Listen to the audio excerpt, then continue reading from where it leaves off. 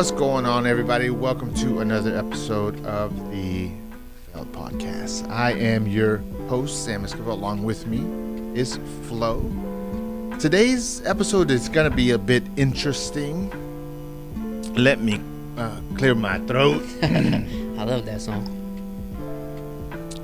Daniel has joined the team. We've done a few episodes together. We're talking, we getting to know each other. And so today I'm going to just interview Daniel Flores, Dflow, the man, the B Mike. He's been doing so good since he accepted my invitation to be here. I'm very much appreciative of his openness, of the way his mind works. And dude, you're like a super communicator. Like, I don't know if you know that, but I read a book and it's called Super Communicator, and there's certain things that people do that they're just pleasant to talk to, and you do that. And so I'm very thankful. I stumbled across you through social. You were collabing with a few other people that we know, and then you were following the TheFailed podcast.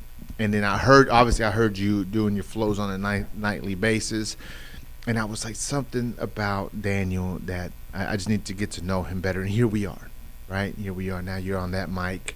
And you earned the corner part of the TV. That's you right there. And so thank you for coming on. Thank you for being here. How you been? Thank you for thank you for having me.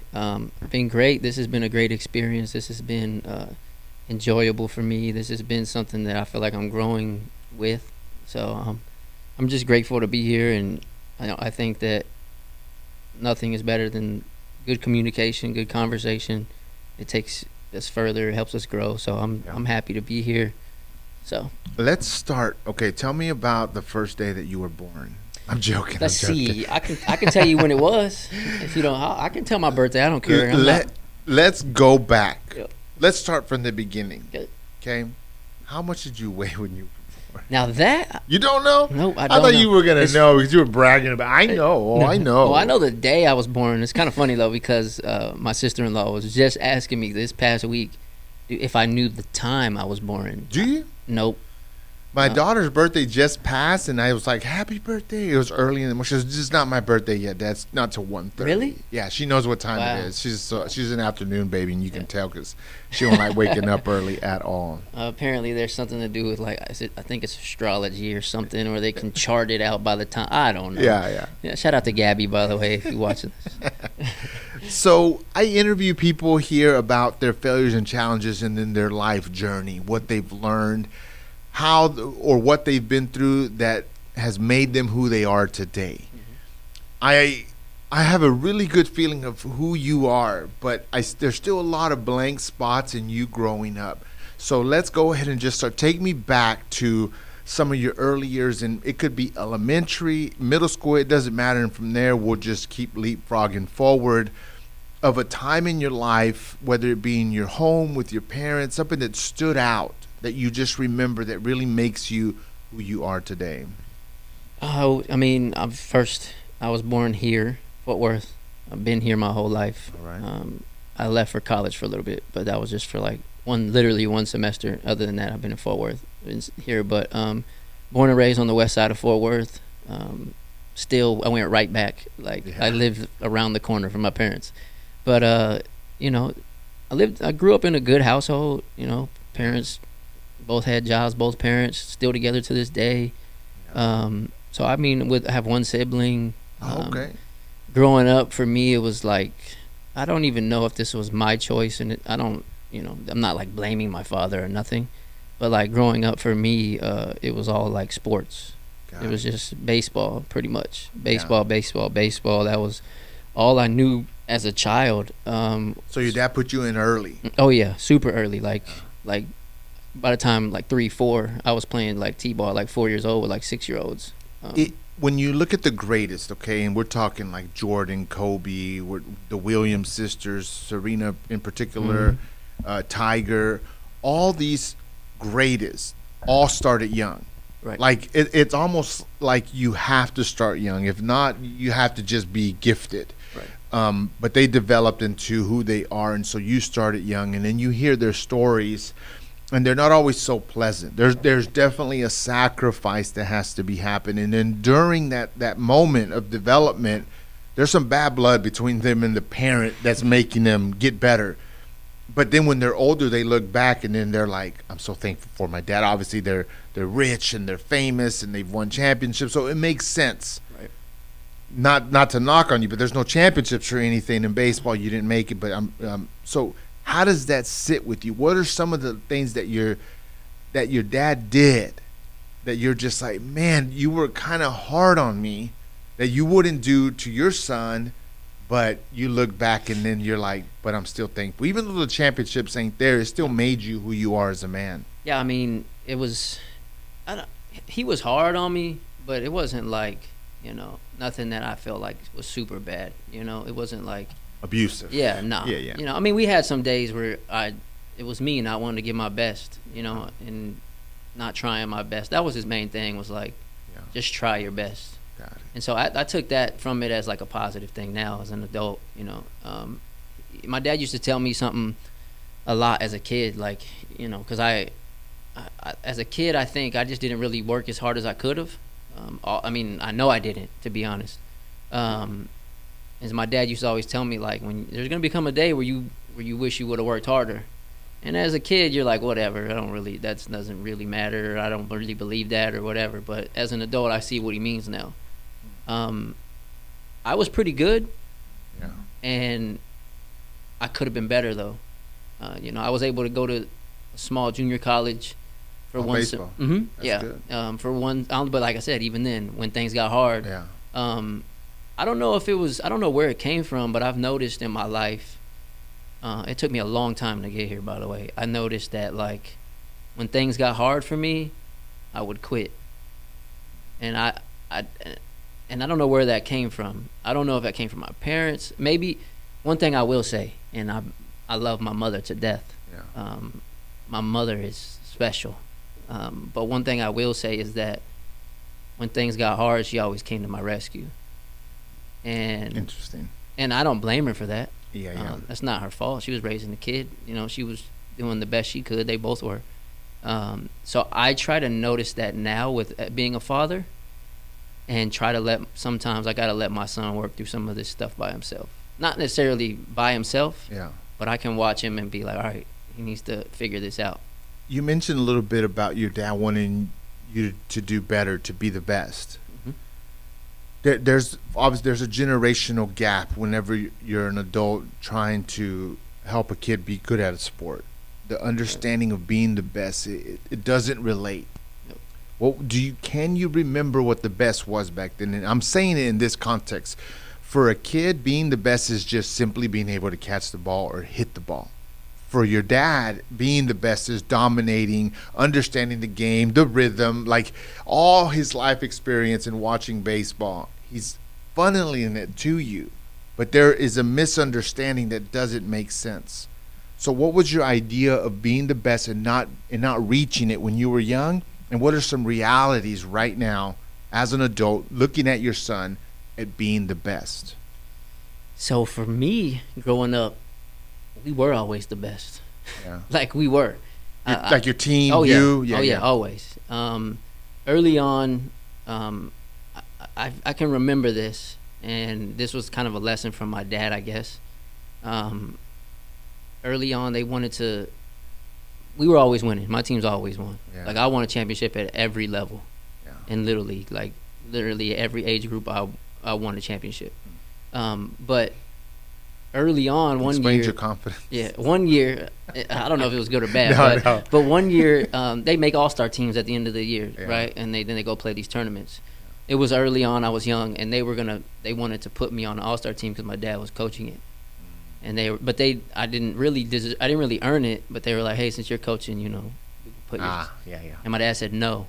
So I had to go watch all-star tournaments as a kid. I had to go watch my dad coach and not be part of the team. Dude. And but I made all-stars every year after that. Not once again. I made it every year after that. Never once. When you think about failure in life, it doesn't come from winning. It's the opposite of winning, and you won, and you started in baseball. Your team was great, and so you kind of, I don't know if it messed you up, because winning all the time, however it comes, it can have your confidence is skewed. What did winning so much, and then coming into growing up and becoming an adult and realizing that it's not about winning, but there's a lot of times when we feel like we're losing, Mm-hmm. and then you weren't used to it, and it kind of can build your pride up. What knocked your pride down? If it did, maybe nothing ever did, but what finally clicked in you and you're like, all those wins, and here I am.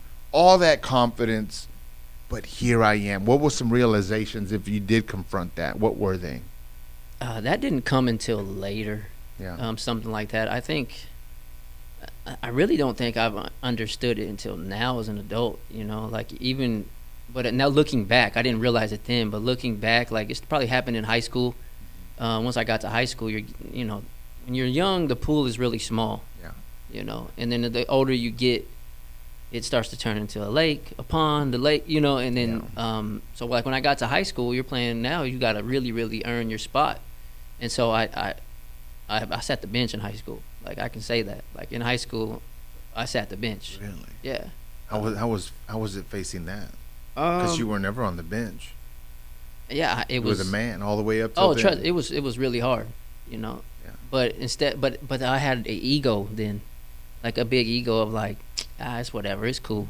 I think that may be kind of what started my like I would deflect instead of facing what was in front of me. Does that make sense? I would, like, instead of being like, oh, okay, I didn't make it, all right, I'm coming back harder next time. Instead of doing that, I went the opposite way. It was just like, well, I would act like I really didn't care that much, but really I did. What were some of the lessons that your dad taught you during that time when he was being, like, let's just say hard on you? If I'm using the wrong word, that's fine. No, correct yeah. it. But what were some of the things that you did like, and what were some of the things that you like, man, Dad, I could have done without it? And I'm asking because someone's watching, and we're all pumped up when we have a kid that we want to develop because there's a big payday at the end if they make it pro. We're all thinking way into the future, but we're not thinking of the psyche of the kid. But looking back, what were some good things that he did that you would recommend, right? And what are some things that maybe you could have did without? It's weird. It's going to be kind of the same thing. I think it was good that he pushed me, but I also think there's a negative aspect to it where he pushed me, you know what I mean? Not physically, but because as an adult, like, I ask myself, did I ever even really choose to love baseball for myself? I ask myself that about my son all the time. My son's playing baseball right now. Yeah. And some of the lessons that I took from that is, like, I'll ask my son, like, hey, you want to go play catch? Sometimes he says yes, and then a lot of times he's like, no, I don't want to. Yeah. And my thing for me as a parent is, like, I don't really care if my son plays any sport. Would I like him to? Yes, because I love sports. Yeah. I like basketball. I like baseball. I like boxing. I like sports. Yeah. But do I need him to? That's interesting because there's so many boxers, baseball players, basketball players. They ask them, do you want your kid to do it? And a lot of them say no. Right. But I feel like they're thinking of those difficult moments when they were getting coached, when they were getting corrected, whenever they weren't winning, and they're like, I don't want my kid to go through it. Well, to that point, I mean, now we're talking about sports, and I actually kind of love this conversation, but I even look back at, like, my teen years. I don't know if I ever got a chance to really be a teen. Like, no, that's what you give up. Yeah, there's a lot of sacrifice when it comes to pursuing sports at a high level. Yeah. I wasn't even that high of a level. I went to junior college. Yeah. And I sacrificed a lot. I spent every weekend playing, and granted, don't get me wrong, there was some good to it. I got to travel. Yeah. I got to go out the country and play. Really? Yeah, I got to go to Aruba and play baseball in Aruba with a little sort of national team that was put together through these camps I used to go to. But I went to these summer camps playing. I played baseball. My sister used to get so mad because she had to get a job, and she'd be like, well, why doesn't Daniel have a job? And my parents used to say, well, baseball is his job. Because it was. Like, I'd play Monday, Tuesday, Wednesday, then I'd have a tournament Friday, Saturday, Sunday. How's the relationship with your sister? Oh, it's great now. what are some things that selfishly you can look back and say, damn, I wish I wouldn't, like, I get that the family's energy was going to me. Now, I don't mean to bring anything bad up for anyone watching, but when someone's sick in a family, all the energy and the finances and everything go towards that individual, and then the other kids, you see it in movies and stuff like that, they end up having a sacrifice and they get ignored, they feel lonely, and it ends up affecting them when they get older. What are some things looking back and you're like, man, if you had your sister in front of you, you'd be like, you know what, I'm sorry about this. It wasn't my fault, but I would have did it differently because I love you or whatever. Oddly enough, and I don't know if this is just like a sibling thing with brother and sister, me and my sister really didn't get along super well until like we were adults. Yeah. Now we're mature. I'm mature, more mature. My sister is great. My sister has a great heart, but my sister can talk anybody's head off, and she knows it. I'm not saying anything she doesn't already know.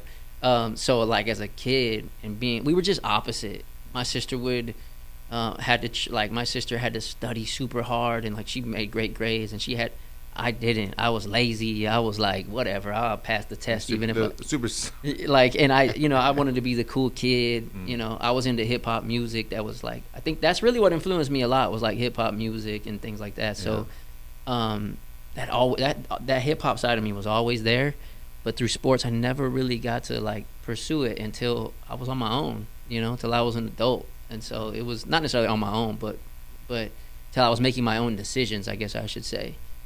So I mean, looking back to answer your question about my sister, I don't know if there's anything I would really say sorry for, because my parents did a good job, at least, of taking care of both of us. I don't feel like any of us got special treatment or anything like that. It was just, my sister wasn't into sports and things like that. So my sister started working early, like she wanted to even, but she used to be like, why doesn't Daniel have to get a job? And it was, sports. It was just, we just had different lifestyles. I was an athlete trying to be an athlete, and she was more so of like just a scholar and smart, and knew all along that like I'm going to college and I'm getting a good job. Let's give your sister some flowers in this context. What are some qualities about her that you admire the most? She has a great heart for everyone. She is so curious. I think that my sister will talk to anybody, and I think that's incredible. Yeah. She doesn't care. You could tell her, get out of my face, and she'd be like, okay, and just go to the next person. So she's so curious, and always she asks a lot of questions. She's a vice principal at elementary school, and she's a hard worker.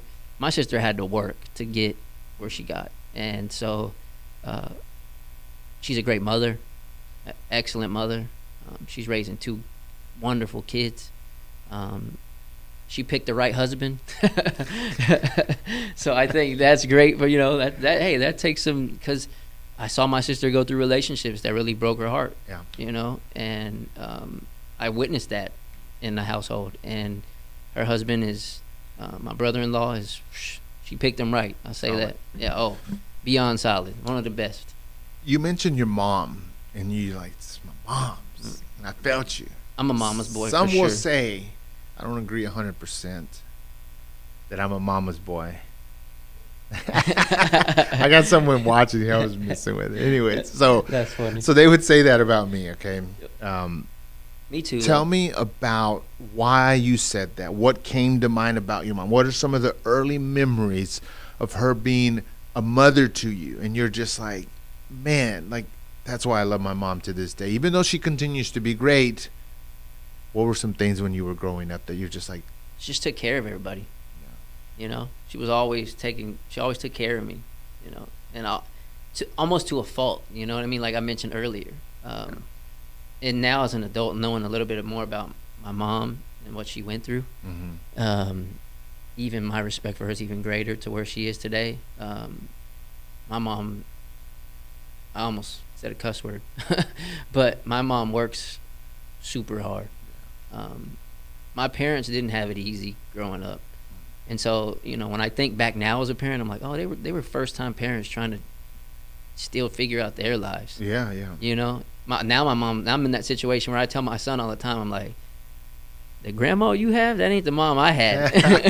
Like, I know they be changing on this. Yeah, man. like, and it's I'm grateful for it. Sometimes I see my dad do stuff, and I'm like, who is that? Right. Hey, when they become grandparents, something's different. Maybe I'll find out one day when my son has a child. But my mother she just took care of everyone. What are some memories of her, like her disciplining you or supporting you in a time when maybe you were going through something difficult? How did she mother you? What was the way that she communicated with you, or anything like was there a particular food when it came out you knew she was saying like, hey, I'm here for you, or something like that? She used to grill pork chops. She still does sometimes, not as much as she used to, but that was when pork chops were the meal back then for me. I remember used to be like, oh yeah. The meatloaf, not so much. I ain't like that. Still don't like that. But no, I don't know. I'm trying to think. I'm trying to think back to something that stands out. It's just my mom was always there for me. Is there anything that you like? Cause we fail and we have challenges in life.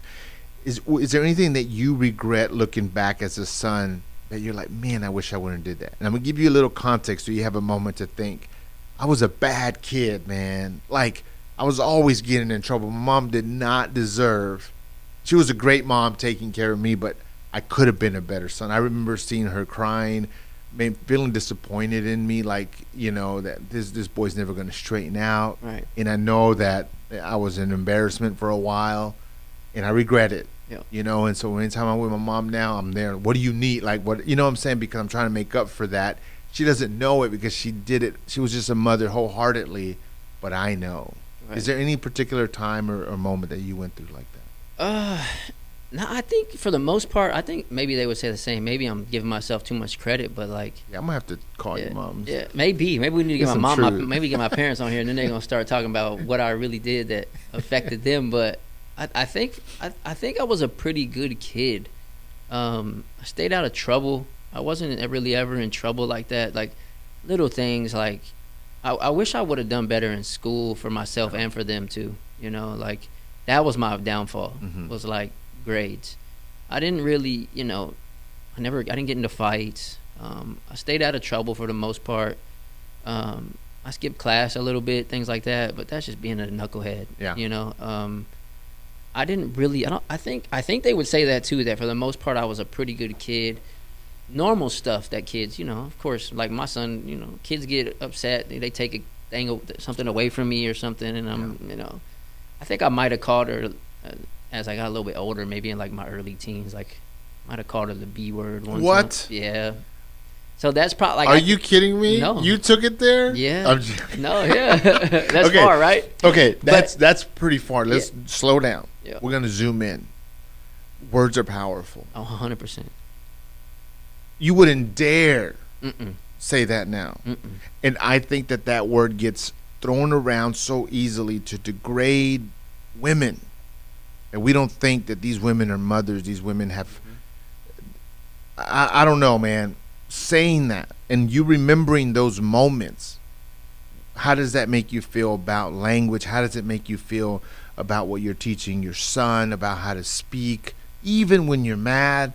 Sometimes someone does need to be called out, right, and is justified. Yep. But there's other ways to do it. What's the biggest lesson that came from that failure? I'm just like, hold on. Well, first off, my dad put a stop to it really quickly, so that didn't go far.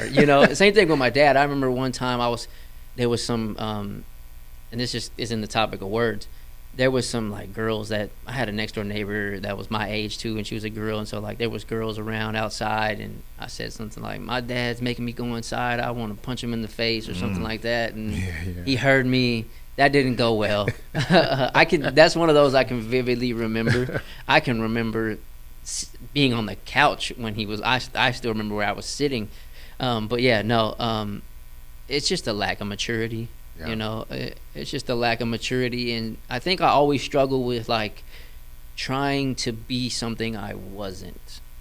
So like I would hear friends say it, or I would hear this, or I would hear people on music. I would be influenced by some outside source, and then I would take it to the house or take it through. I would become that, and so I think that easily happens with youth. Yeah. I see it a lot in my job even, but you know, I'm trying to show like my son that like words are powerful, even the things you say to yourself. Oh yeah. You know, like forget how you speak to other. I mean, that's important how you speak to other people, but how do you speak to yourself even? You know, and if you're willingly, you can use those words that easily. Like it's just a negative energy.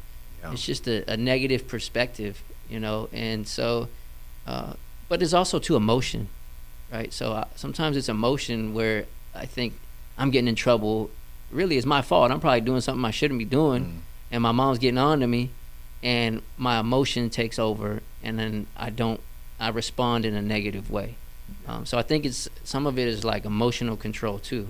I hope that made sense. Did that make sense? It made a little sense. I'm joking. It made sense. Yeah. So jump forward. Go to high school or later. When did some challenges happen in your life that have formed you who you are today? Like, what were the first things where you're like, dude, I got a lot to learn? Like, we all come to that. Like, we step into the real world at a certain age thinking, man, I know it all. Be careful. I'm going to make it. I'm this and I'm that. But then you hit these walls and you're like, you have to come to some realities. Yep. What were some of the first realities that you started learning about the world, learning about yourself that really like straightened you up? Not that you were a bad kid, but you know what I mean, put you down the right path. So through middle school, high school, I was always pretty like popular, one of the popular kids. Not like top of the chain, whatever, but like everybody pretty much knew who I was. And so I was with the in crowd. Everybody knew everybody. So like, you know, I thought I was cool and things like that. I had a popular girlfriend. You know, college really. That first semester where I'm brand new. Nobody knows me except my few of us that went over there. My roommate, couple other people, couple other guys. That's when it started, and I was alone for the first time. I was in New Mexico, small town, Hobbs, New Mexico. I was alone. I was on my own for the first time, and that's when it started to hit me like, first of all, when it comes to baseball, there's a lot of people better than you out here, bro. Yeah, when you go to that level. Yeah, like the team I went to actually won the national championship the year before I got there.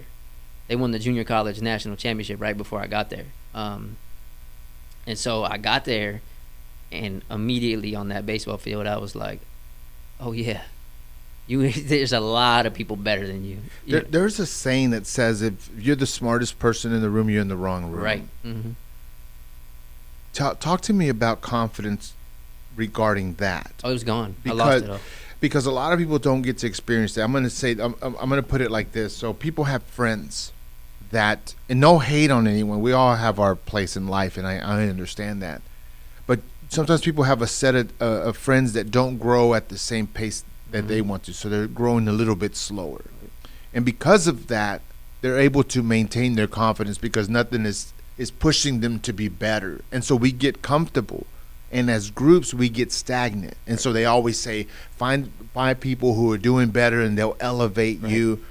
But you came face to face with people who are just doing better than you. What did that do for your confidence, and how does that help you now? Because I don't see you as a person that's scared to talk to someone who's better, talk to someone that you can learn from. But how did you get there? My confidence was gone. Yeah, I lost it. You're like, anybody need water? Yeah, like I lost my confidence completely when I got there, honestly. Yeah. As far as the sport goes, not in other aspects I didn't, but as far as the sport goes, like it took me down a lot. And then also too, like I was struggling with, I had a girlfriend at the time, and she went to a different school. We're hours away from each other. We ended up breaking up within the first, like we were together for like 3 years and ended up breaking up in like the first semester of college. We broke up. Yeah. And so I was just dealing with a lot. Like at that age, I'm young, I'm immature, and now in hindsight, you're on the money. Like it should have elevated me. Yeah, yeah. It should, instead of knocking me down. You don't know. Yeah. You didn't see it as an opportunity. No, absolutely not. I didn't see it as an opportunity for growth. It knocked me down. And I was just like, get me out of here. Like, instead of being like, oh, let's face this head on, This is a challenge. This is an opportunity. Let's find out. Even if I fail, no pun intended. Even if I fail, like, let's grow from this. I can get better because of this. Instead of seeing it that way, I saw it as like, I got scared and was like, I'm a fish out of water. Like, I got to get out of here. And so I literally stopped going to practice. I got redshirted. I made a redshirt list, which is like, that's the whole quitting thing you mentioned a while ago. Yeah, exactly. Things got hard. I was on my own. My dad was no longer there to tell me, hey, let's go to work. It's just me. I can decide if I want to go to class. Don't want to go. Sounds like a Hallmark movie. Yeah, like maybe, yeah, right. But I had the power. I had the power of choice for the first time, and I made all the wrong ones. We grow up and we get so tired of our dad telling us what to do, and then you're like, I need someone to tell me what to do. Right. We find it through influences, we find it through goals, we find it through something that's kind of guiding us in the right direction. But we hate it when it comes from our dad when we're growing up. So that was absent. You said you stopped showing up to practice. Oh, I stopped going. So in essence, you quit. And a while ago, you said, I have this thing where I just quit in my life about certain things. Talk to me about that. So that maybe that being one of your first times where you had to face, I'm going to quit and I'm going to have to own it and live with it. What started happening after that? I quit. I stopped playing. I came home, and after that first semester, I came home and I just started working part-time. My dad got me a job, actually. I started working part-time and going to TCC, doing nothing, a whole lot of nothing. But at the same time, to go back just a little bit, college was also where I started the music journey. So like that's where I found, not necessarily, I knew it already. I'd already been, since I'd always loved it, always. Yeah. But like we were in such a small town that like they started recording on, like some guys in the dorm room started recording on like literally like one of those headset microphones that you would put like a microphone that would come down. And this was 2006. So like it wasn't like it was great like some of them are now. And so they would just record. And so that was kind of my first experience with like trying to record and experiencing music. So there was some good out of it. But I came home, started working, and then that is where I started making music at that time, around 2007, 8. And so some good came out of it, but I just realized, but I didn't know it then. Now I know it, that I was, anytime things got hard for me, I would fold, man. I would just quit. And I think that came looking back, and I guess I definitely want to say this in case they watch it. It is not my mother's fault, but anytime things got hard for me, she was there to rescue me. Man, I can't be mad at her, but I understand that she took away some lessons that you needed to go through. You know what I mean? And so, how do you fix that? How do you face that? I mean, you say thank you, Mom. If you hopped if you could time travel, would you go back and say, Mom, don't help me? Mm-hmm. I mean, because it feels good to be loved. I mean, that's how you behave whenever you're loved. You accept what people give to you.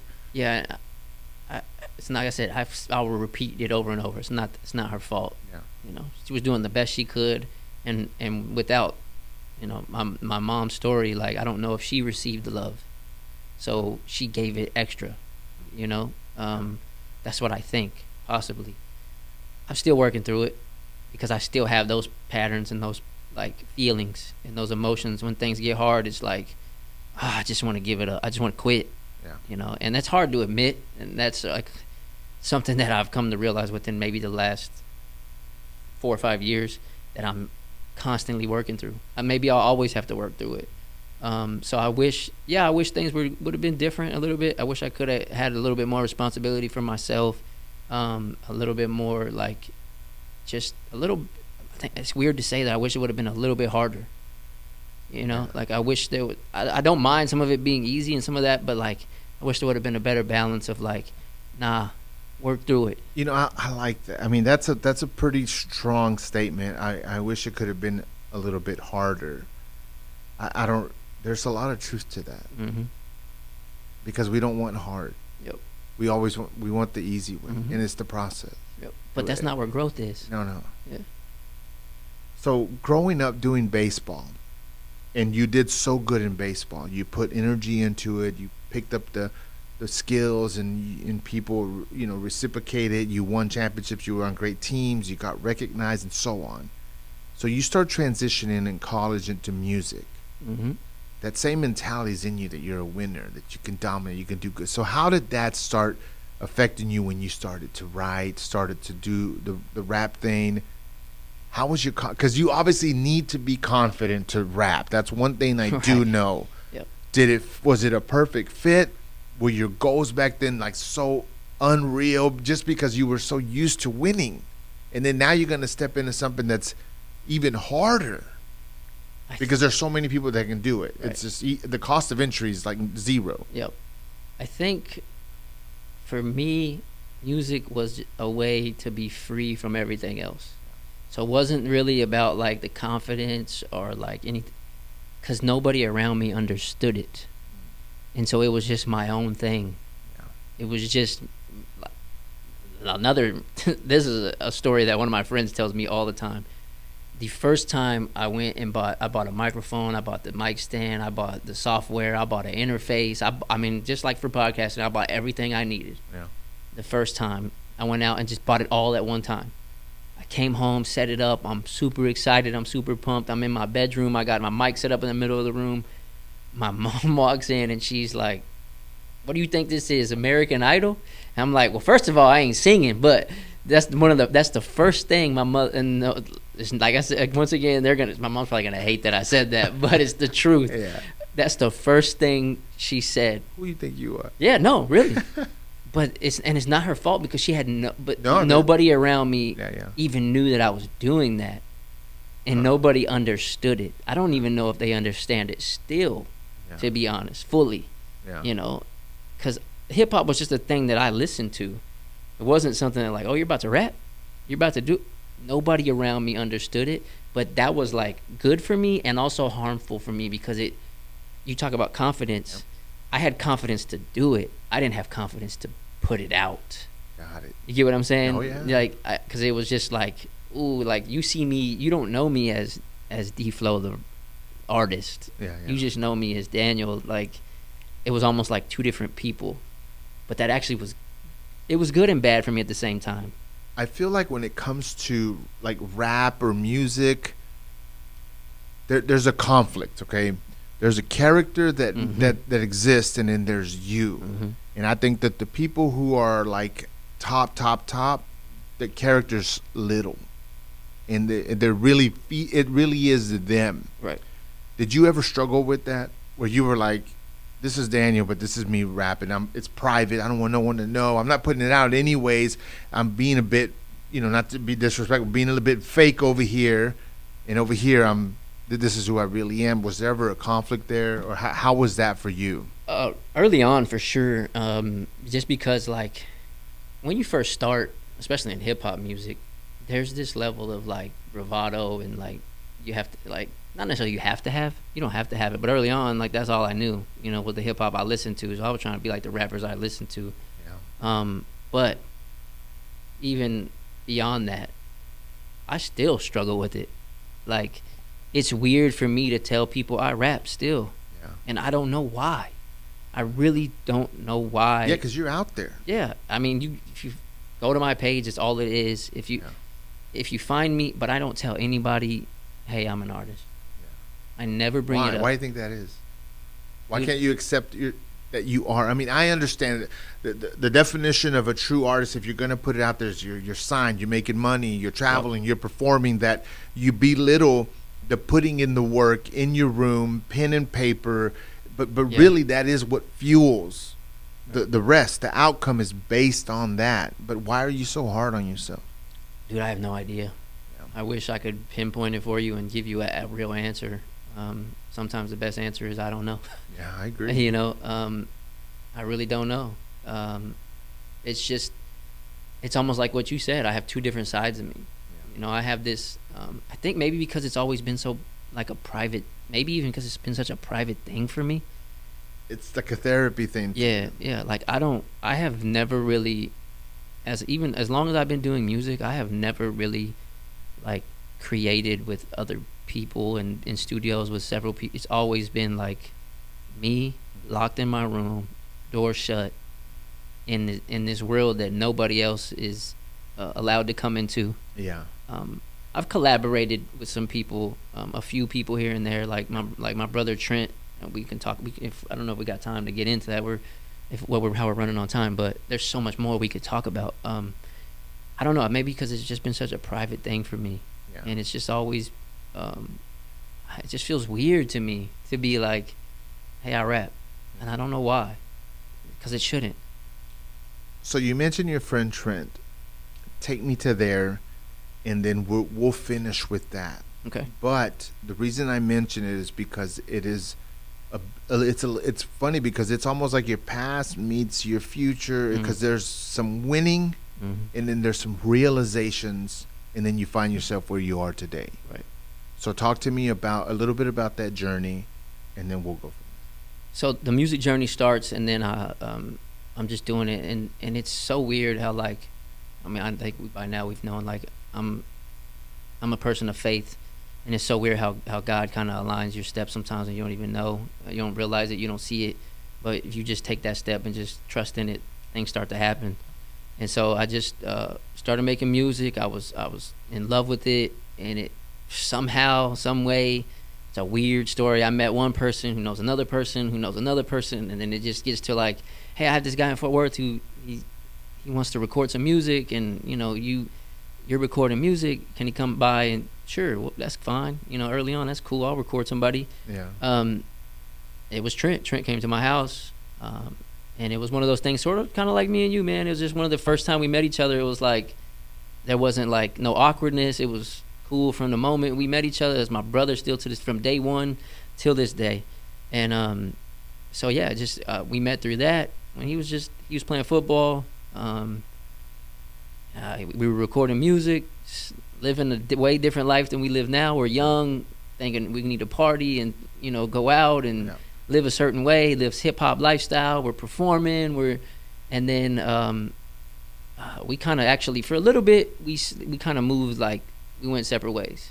He started kind of getting positive and going faith based, and I was like, yo, I'm doing this rap thing. Like, you're my brother, but I love you from afar. We'll love each other from afar. We kind of separated, and then he really influenced me and inspired me to, like, just by, not even by telling me, just by his actions. I'm like, oh yeah, he's really actually changing, like he's actually really, he's going somewhere else, and it seems like that's a good thing. And so I was like, let me start trying to figure out my own self and get a little more positive.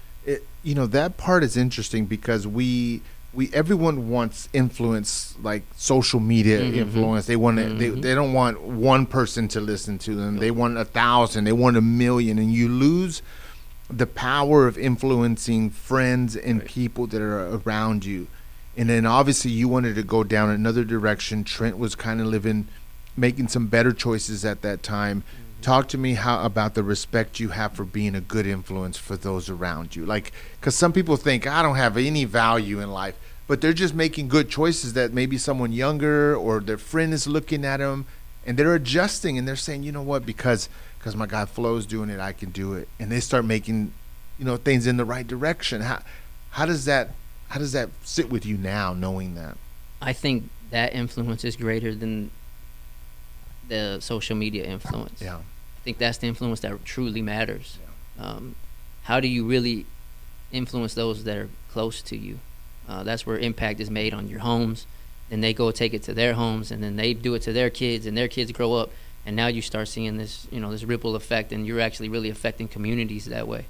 The social media stuff is so easy. Like, what does influence really mean on there? A number? Or whatever, you know what I mean? Like a like number. What does it really mean on there? So I think there's nothing greater than influence that's closest to you.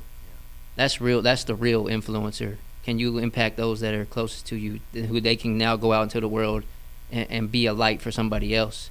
I think that's the greatest influence you can have. And Trent did that for me, and I can honestly say that at that time he did that for me, and he's responsible for a lot of things that I've been able to do, and I was bitter about it for a while.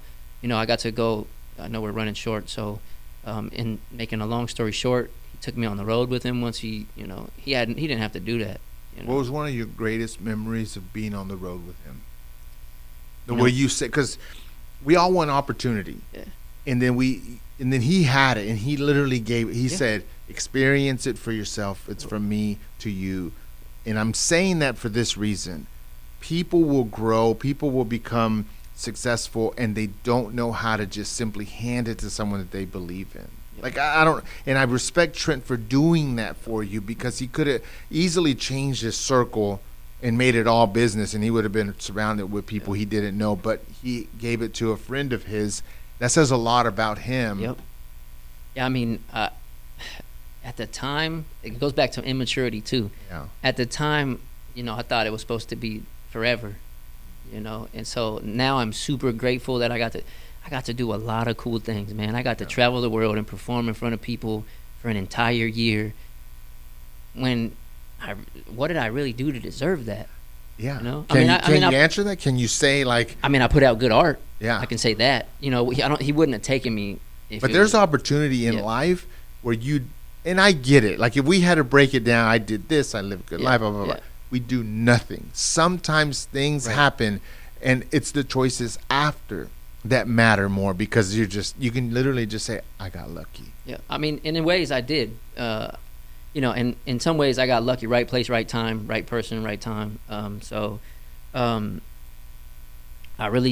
than putting out music and just trying to forward my life for the better, that's all I can really say. I was doing the right things, and that gave me the opportunity with the right person.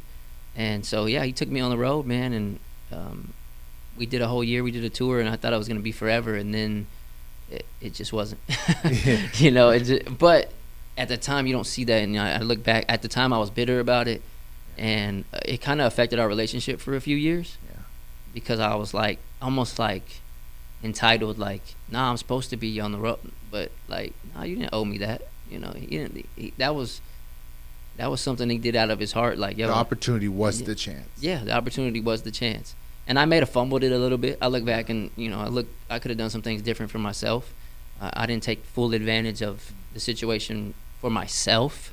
I could have been a little bit more selfish. And what I mean by that is, like, I could have promoted myself better. I could have put myself out there better. I could have done things like that that I didn't do.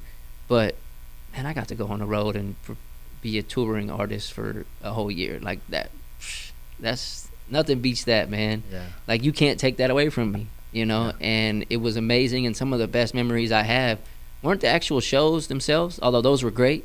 Man, sitting in the back of the green room, waiting for the shows to start, like, us vibing to music back then. You're like, I need blue Skittles, and that's it. So, no, we didn't do none of that, but people, it was great.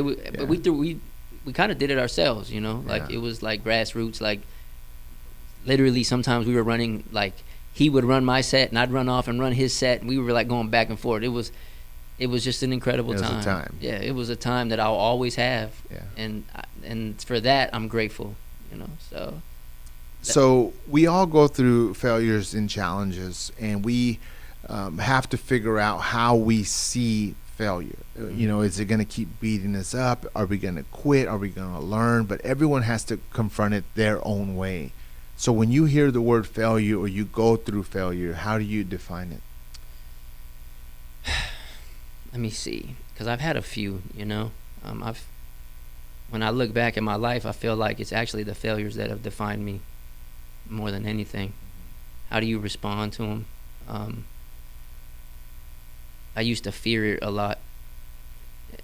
Now I don't know if I fear it anymore. Yeah. Now I appreciate it. I feel like failure defines you, whether for the good or the bad, and that choice is yours. I feel like there's no need to be scared of it. If you can face it and deal with it and move with it, you can grow from it. And for me, in my life, failures have led me to where I am today, for better or for worse. Yeah. And I'm happy with where I am right now. So they've done me good. Yeah. Okay, I got a unique question for you. What positive affirmations, what positive words do you need to tell yourself right now? And I'm asking for this reason because earlier you mentioned about speaking to yourself, right? How do you speak to your, forget, like, yeah, we have to talk and conduct ourselves with people a certain way, but how do you conduct yourself towards you? What are you saying to you? What positive words do you need to tell yourself right now? I tell myself a lot, and if people, if people really pay attention, they see it. I tell myself keep going a lot. If you look at all my posts, I say keep going at the end of every one. Yeah. And so, and that's, I say that a lot to myself. In my head, I just say keep going. And another thing that I took this from, I think I've even told you this before. I know I have. I mentioned it on a podcast. I say good a lot now. We talked about that one video where I say it all the time. All the time. Good. Nothing like that. Just those two things alone, they just keep me moving forward. But yeah, I say keep going a lot, and I say good a lot. Because whatever happens, good. And it just keeps me on the path. Like, I don't know. Those two things, keep going and good. I say that a lot. Yeah. Well, you did good, and keep going. I want to thank you for coming on. Obviously, for being my guest during this time. Thank you for being vulnerable and open. And I hope you enjoyed it. I was a bit nervous. I wanted to treat you a little bit different, because you Dflow in the house. I appreciate it. I hope I did good. I enjoyed it. I hope everyone watching enjoyed it. I'm going to put a link to his new album, his new project that he did in the description below. And then obviously all of our socials will be underneath. If you're watching this, please continue to support the Failed Podcast and what we're doing here. The best way to do that is by clicking the subscribe button. But I don't know. I don't have anything else to say. That's it, man. How about you? I know you're my guest, dude. I know I'm interviewing you. But final thoughts. Say bye, say hi, whatever you like. I think it was a great conversation. Oddly enough, I feel like we really only scratched the surface. Yeah. There's so much more we could talk about, and I think we probably will in future episodes, but I hope whoever watched that enjoyed it. Like he said, please subscribe. Check me out at everything is Dflow224. So if you'd like to follow me on this journey of trying to figure out life through music and conversation. So I hope you enjoyed it. See you next time. Thank you, Daniel. Y'all be good. We'll see y'all on the next one.